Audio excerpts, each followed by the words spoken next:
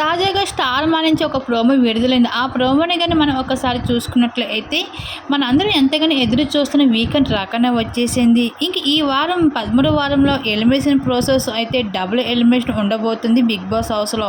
ఇంక ఈ 13వ వారంలో అయితే ఇంక ఎలిమినేషన్ ప్రాసెస్ అయితే వేరే లెవెల్ అని చెప్పుకోవచ్చు. ఇంక ఈసారి బిగ్ బాస్ హౌస్‌లో అయితే మొత్తం హౌస్‌లో ఉన్న కంటెస్టెంట్స్ అందరూ కూడా నామినేట్ అయిన విషయం మనందరికీ తెలిసిందే. ఇంక రోహిణి మెగా చీఫ్ అవడంతో తన సేఫ్ అవ్వడం జరిగింది. లేదంటే రోహిణి కూడా ఎలిమినేషన్ జోన్లో ఉండడం అయితే జరిగేది.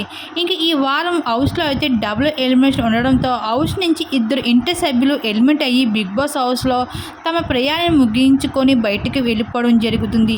అది ఎవరెవరు అయితే ఉన్నారు అంటే నామినేషన్ ప్రక్రియలో విష్ణుప్రియ, నిఖిల్, పృథ్వీ, గౌతమ్ కృష్ణ, అవినాష్, టేస్టీ తేజ, అలాగే ప్రేరణ వీళ్ళందరూ అయితే నామినేషన్లో ఉండడం అయితే జరిగింది. వీళ్ళలో అయితే ఇద్దరు ఇంటి సభ్యులు బయటకు వెళ్ళిపోవడం జరుగుతుంది బిగ్ బాస్ హౌస్ని వదిలి ఈ 13వ వారంలో. ఇంకా డేంజర్ జోన్లో అయితే పృథ్వీ, అలాగే టేస్టీ తేజ, విష్ణుప్రియ, ప్రేరణ అయితే ఈ నలుగురు కూడా డేంజర్ జోన్లో ఉండడం అయితే జరిగింది.